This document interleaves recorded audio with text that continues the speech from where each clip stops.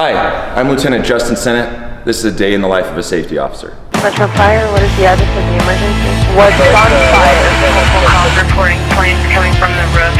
LPD's arriving on scene stating fire in the stairwells as well. Multiple callers, complaints seen coming out of the unit. Household party trapped. There's an older lady that lives there. She's not seen.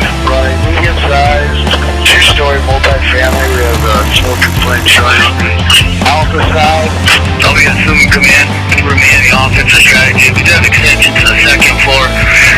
Headed to the third. Let's go ahead and start a second alarm. 34, Tower 35, Lattice along Engine 11, Engine 22, Engine 38, Engine 42, Medic 211, Medic 21, Battalion Chief 3, Battalion Chief 5, Safety 35, Netcom Op 3, confirmed multifamily structure fire.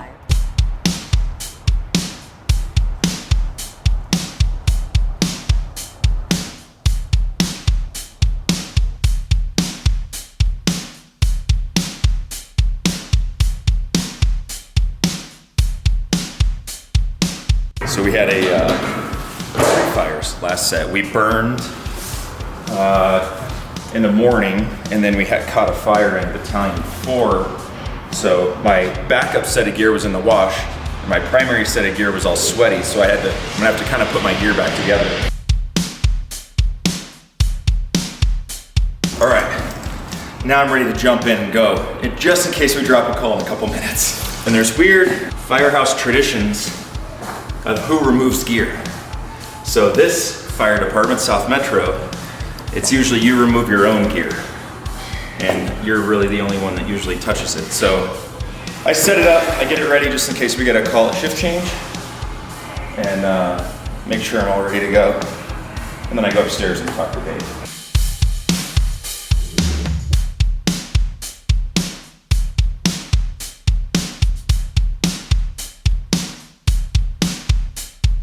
Usually 2 of my Yetis, so not too bad. But then I usually get some kind of caffeinated beverage in the afternoon to get me through. Pizza! You ready for day in the life video? What? It's live all day. It's gonna get weird.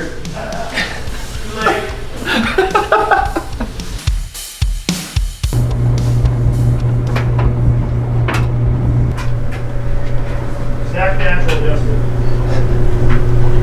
All right, so we're looking at the calendar today to see what we have going. So one of the responsibilities of the safety officer is to put and add and delete and be in charge of the calendar. So mostly that's for training events that are happening, and like today we have physician follow-ups. We'll talk about more about that later. The academy is down at one of our training grounds. The engineer promotional test is at the other training ground.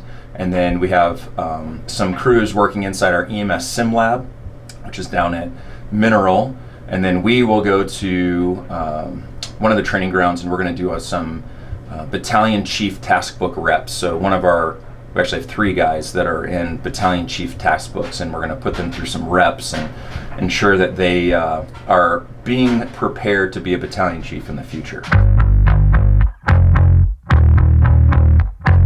Well, we had EMS start again, so the new cycle started, but that's going pretty well with everybody. Is that in station? Yeah, they're going to satellite. Same thing like last time? Satellite, okay. Yeah. And then I had a call last night over at Cherry Creek, a medical call in the Cherry Creek Bike Park, so they called me in, our bike path. Mm-hmm. The best access to get on there is up at 225 and Parker at that intersection. You can actually get on the bike path there. And then come back? And then I drove all the way back west, probably like a mile back there.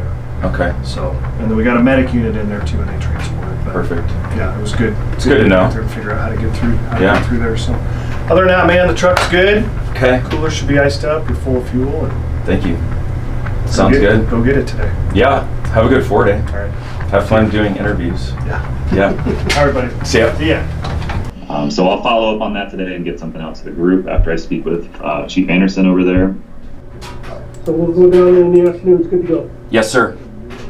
Now, do we still need all these units? I know we talked a little bit about it, but you're doing Star for the day-to-day celebrity or what? Yes, sir. I'm being currently filmed.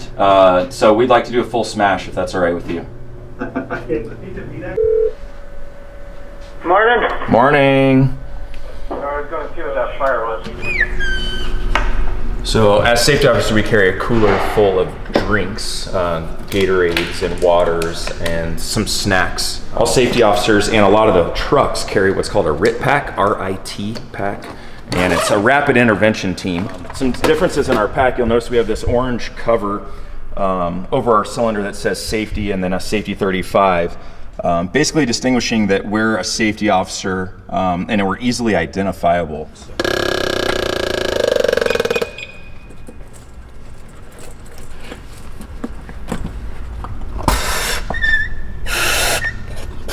I've got a thermal imager that I check.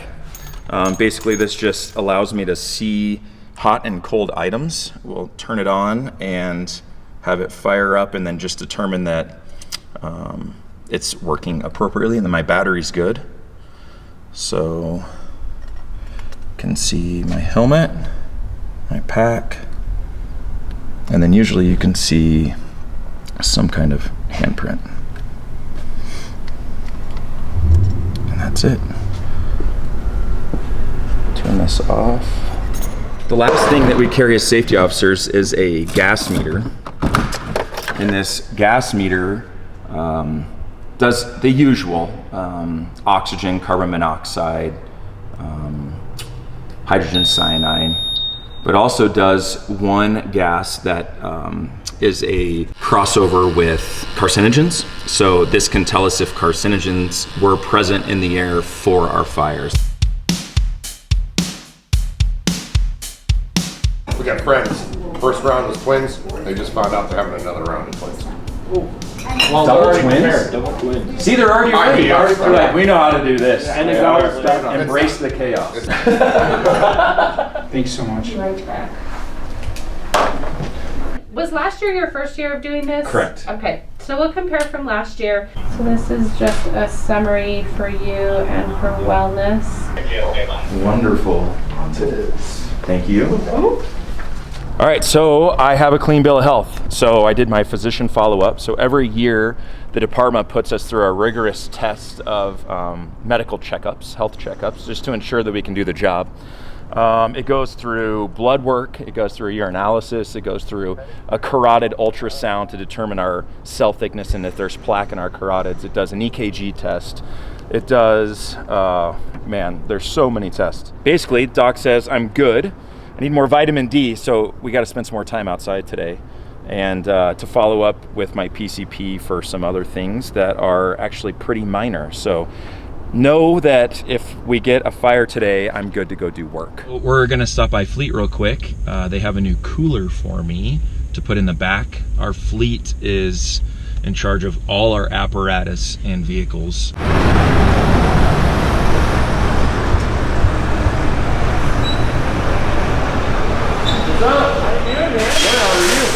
Yeah, I got some tip chargers for your trailer too. Yes! Nice, dude. I just have to go back in there real quick. You want me to pull some stuff out? Yeah, if you could. Yeah.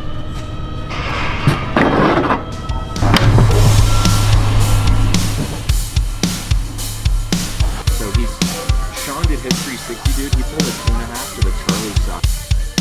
So I was looking for the gas meter, couldn't find it. Okay, let's do it, yes. As long as we get in. Last shift, we caught a fire in Battalion 4, pretty far south into Battalion 4, so it was a pretty big haul for me. Has been updated. We're now being advised of a small grass fire on the north side of the property. Back over here. That copy, thanks. 1833. Your incident has been updated. Bravo, water coming your way. Destination now. Command Battalion 4. Command, we've got 43 on the Charlie side, transition was 2.5. 184 on the Alpha side, with an inch and 3/4. 46, another 46 with an additional inch and 3/4 for the Charlie side. And we have a secured water supply, change in 43. But the house is on. 273, coming up.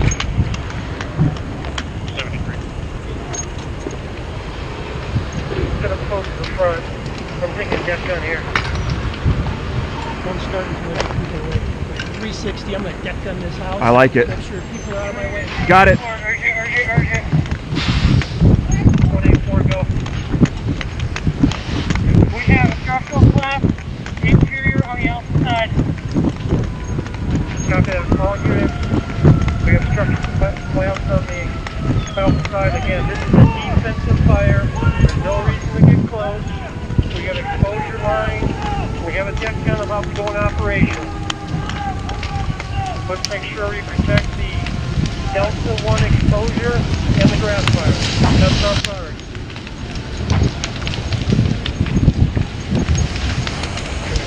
Engine 46 out. The grass fire is contained on the north side of the street.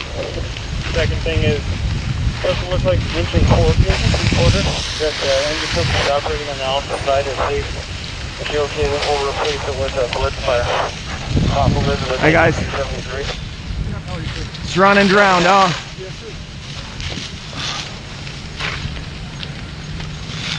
Command Tower 45. Tower 45. You want us on the Alpha Delta corner? How close can you get? We can get all the way up there, Chief. As close as you can, I'm sure we're doing aerial out. Hey, you guys seen the gas meter? Gas meter or electric? Command, back home. Command, go. Got a 20-minute ticker. Brush 47 is en route as well.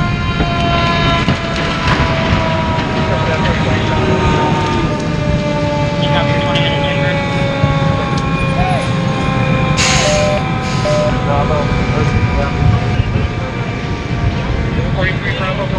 Hey, out of collapse zones! Out of collapse zones! Hey! Out of collapse zones! Get back! Stay out of the collapse!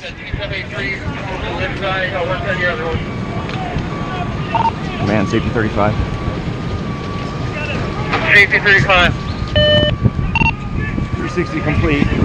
Fire out of every window, every orifice. Recommending defensive shift. Everybody step back out of collapse zones. I totally agree. We are defensive right now. Everybody should stay back at a safe distance. We have 2.5 exposure line. We're going for a deck gun, 7, along with the other. Right into 41. So a couple good takeaways from that fire. One of them recognizing just simply that we do 360s, which is a walk all the way around the building that's on fire on every single fire. And safety officers sometimes do what's called a 720, which is just a second 360 around the building, just to make sure that both the command and the safety officer aren't missing any large parts that the first due officer might have missed or needed to be picked up. So when that first due company officer did his 360, the fire had not progressed to the Alpha side, but by the time he got around, it was all the way through, and it had run all the way through the attic. So it went from an offensive fire to a defensive fire very quickly, more rapidly than it would on traditional fires, because the back door failed, and when it was driving wind from the Charlie side to the Alpha side.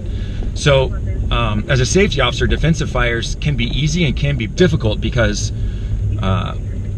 crews are like chomping at the bit, wanting to get in and wanting to be more driven. But when it's a loss, and we can't afford to lose firefighters into a structure that's already been lost. So I think the big takeaways with that were recognizing the defensive fire conditions early on in the fire, and then keeping our guys in a safe position to prevent the spread of fire to other buildings around it.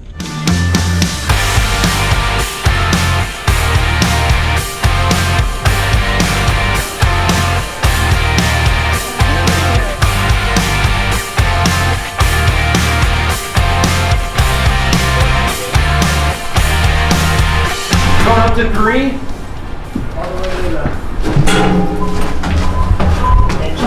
I think we might have to take one to the top. Yeah. I need to go open this too. Open doors, start smoke.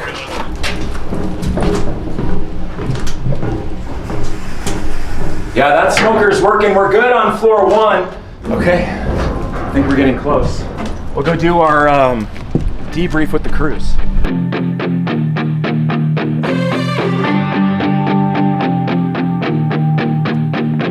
And what we want to try to do is we want to time it a little bit to make sure we're getting the full impact to our BC pillars. You're gonna have to go back to the tower, back down, and back across the second floor, just like a hotel would.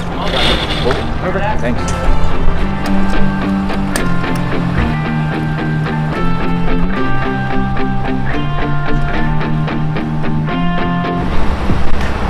All right, we're ready. So we're gonna go be a victim. So a lot of times what puts guys into a spin when they're a first due officer is if they do their 360 and then they see someone hanging from a window, or like our Southview fire, someone's about to jump, or our, I forget the name of the last fire, but he was holding his kid, waiting for someone to save him. So we've taken that actual call, now putting it into our training scenario so that when it happens in real life, we'll be less shocked and have the ability to respond more efficiently. Engine 42 is on scene of a large 3-story hotel. And we have smoke showing from the 3rd floor. Engine 42 will be the offensive strategy, stretching a horizontal standpipe to the 3rd floor for fire attack. Go ahead and strike a second alarm. Engine 42 will be Shenango Commando. Help me! Engine 42. Help! Engine 42. I can't hang on much longer. Victim hanging from the 3rd floor. Come on! The medic 34 will be pulling the rescue off a ladder. I'm losing my grip! I'm losing my grip! It's hot! My hands are hot!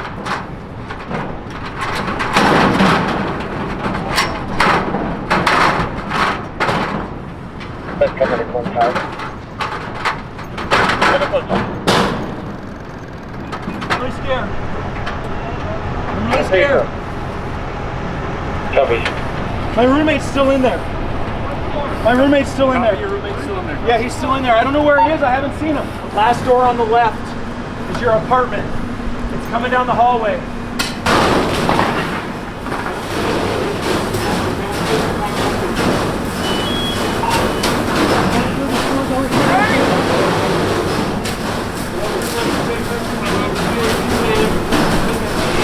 All right, you knocked it back 2 units.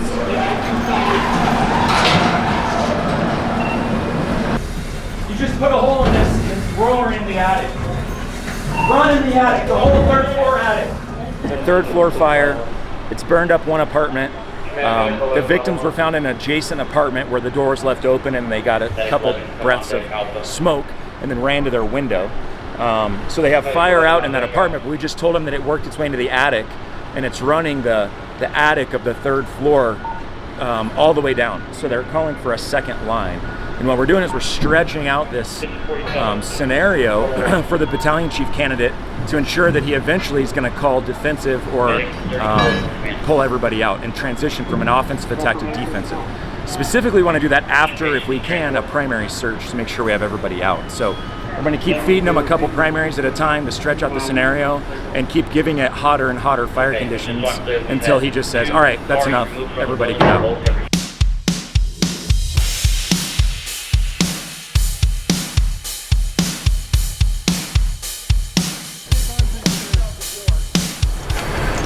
There you go.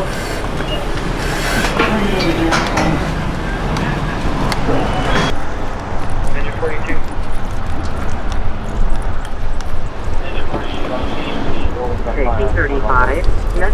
Commercial structure fire. Commercial structure fire. And it's confirmed. University and C470. Got a little bit of a drive, not too bad. Got a clear floor. Stretch a second line off Engine 42. 3. Someone with the extinguisher trying to put it out. I know that spot.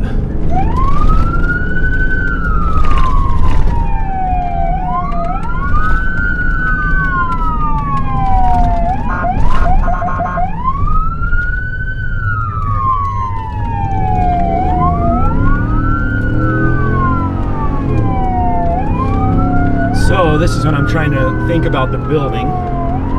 So that's a pretty big commercial area. There's large square foot areas in there, and some of them have been vacant recently, which could possibly mean you might have some homeless living in there. So there's some potential of life, even if it's vacant, because there's been people living over there. And then I'm trying to figure out who's going to be first due, because I'll be expecting their size up here shortly and telling us what we've got. Multiple callers saying the bush is on fire, possibly extending into the building.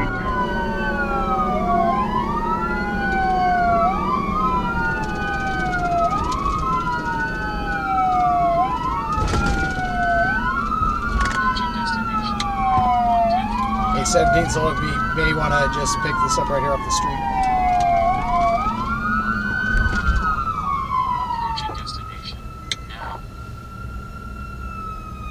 Metcom Battalion 1. Yeah, I'm on scene. I get a small vegetation fire adjacent to the building. It is impacting the building, but does not appear to be exposing interior. Will be the offensive strategy. Command post will be my vehicle on the street. Command Medic 17's on scene. Do you want us to stay here and block Agent 17? Yeah, go ahead and block for 17s and give them a hand with the initial attack. And all units operating on University, just to clean up accountability here, I'm going to call University side where 17s and myself are at as Alpha. Alright, let's put on some gear.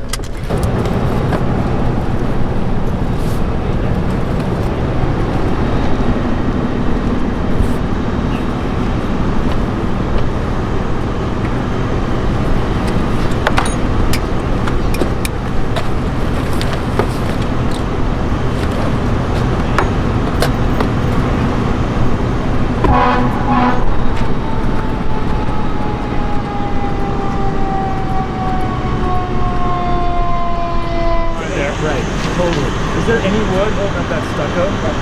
The only thing warm right now is the brick. It's going to retain some heat. But other than that, you're clear. Just wanted to make sure it wasn't leaking up from here. Yeah, you're good. Let's go look inside.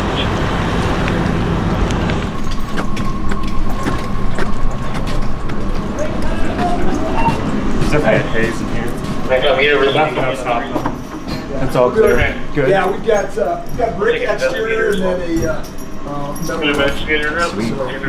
It's all cinder block and then that probably drywall up to it. Yeah, up to it. So and it doesn't seem hot. Yeah. No, we haven't get any heat readings at all. So yeah. This next one's clear too. Yeah. It's all cinder block. A little bit of a haze, maybe a little ventilation, but other than that, it doesn't take long to get sweaty. I try and put my stuff in the same spot every single time. Set myself up for success for the next one. I hate when it's all a mess in there and then I get a call going back from another call and then I can't keep track of where things are at. So I try and take it a little slower, putting stuff away to make sure it's all in the same spot.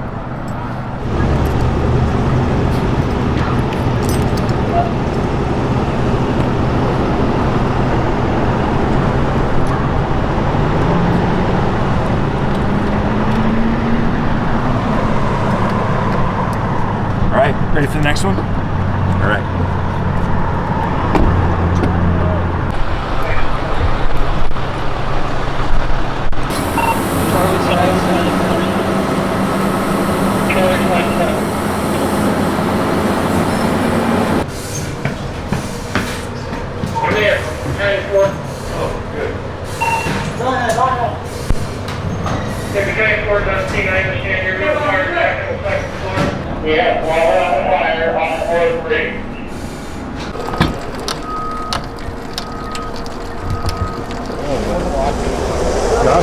Down here. All of your phones, all my technology. Safety 35, vehicle fire. See if it'll give me a route. There we go. We usually try and make sure everybody's out. It's one of the most important things, is just determine everyone's out of the vehicle. So we send a medic unit just to make sure that we don't have to transport somebody. That's the number one thing. And then the other stuff after that is just the amount of chemicals and fuels that are in cars. So as much as we like to see on TV big explosions when cars catch on fire, that doesn't happen very often on real car fires, but they do have little dangers Airbags can explode, tires can explode, fuels being one of the bigger ones. And then we try and make sure it doesn't roll anywhere, knowing that a brake line could be severed or cut, or a loss of pressure in the brake a couple line. callers about a Nissan Sentra that's on fire. That's quick. Safety 18, small brush fire, map page V19A. So now both safeties are out. Shane's going to take that other Chatfield call for me just in case it develops into something. Safety 18, small brush fire. Like to have coverage on both sides. Good chance team, we're fully involved. Engine compartment, you'll be pulling inch and 3/4 for fire attack. Offensively, 1555. So from a distance, what I'm looking for now, they have a pre-connect pulled, right? Simple, fairly simple car fire. If we can see it, we're gonna start looking for that smoke to turn into white smoke instead of black smoke. So white smoke could indicate steam, which meaning they're getting a hold of it. So really far away, big fires when we're coming in, that's what I'm looking for all the time, is them getting to the seat of the fire and putting water on it and actually catching the seat and putting it out so that they can, get it under control. So there they are. I got Sarge. Target. Show John. Call my phone. Will be on call, give you a call. 1600.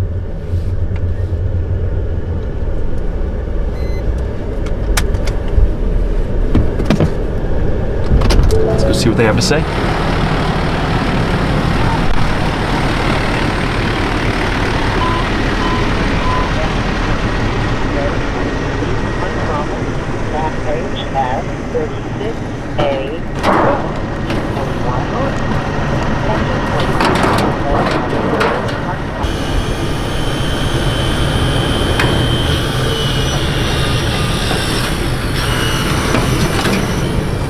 If that bumper stopped loading and catches on fire, sometimes it can break out.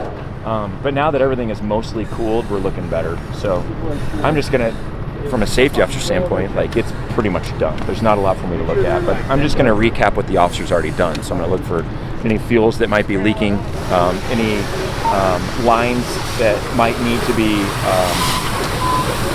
cooled or checked. That there's nothing unsafe, that when the tow truck driver comes and picks this up, that he's going to be able to take it safely back. Tower 45.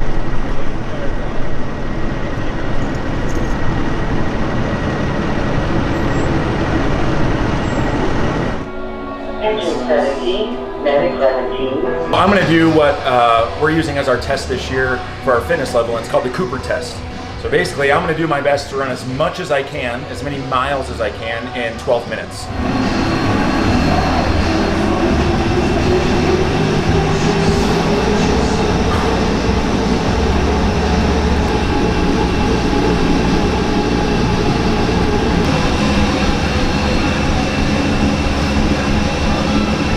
But if I can have better cardio output, more work output in essence, then I can get to the top floor where the fire's at and then go to work. That's why cardio is important. The strength part is I need to be able to do heavy things once I get there.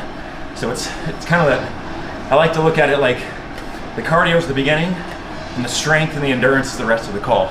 If I can put myself in the mindset of making one last push for the grab or one last push for the fire attack, then it puts me in the mindset of my passion, my job, and it makes it easier to run on the treadmill. So that's that increase at the last second. The sprint at the last second is just getting the work done once you get to the top. All right, 3 bells. 3 bells.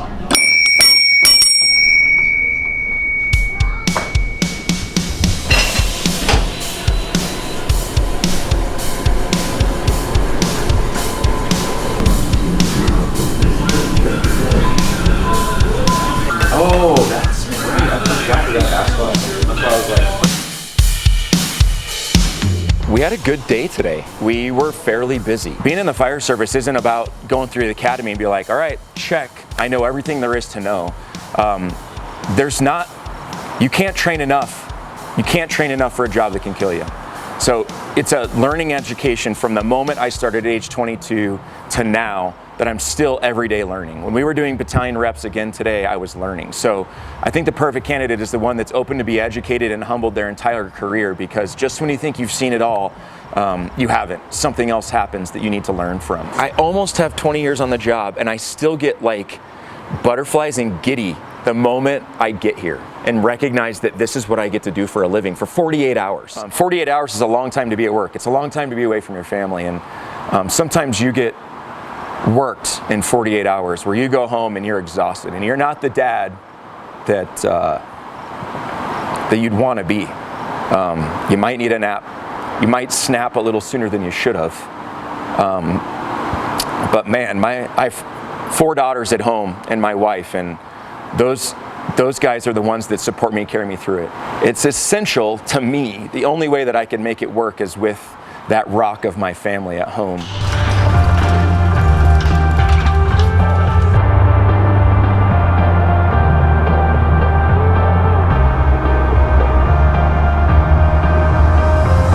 Well, it's the morning of day 2.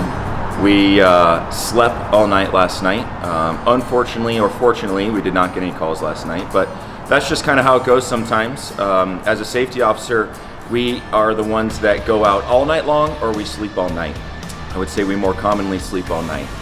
If we do go out on a call, it's because there was something big that happened, a large structure fire, a second alarm, a major accident, something like that, where we're gonna be up for 3 or 4 hours. You guys get to go home this morning. I get to stay here another 24 hours and finish off our 48-hour shift. Thank you for joining us in the day in the life of a safety officer. We'll see you next time.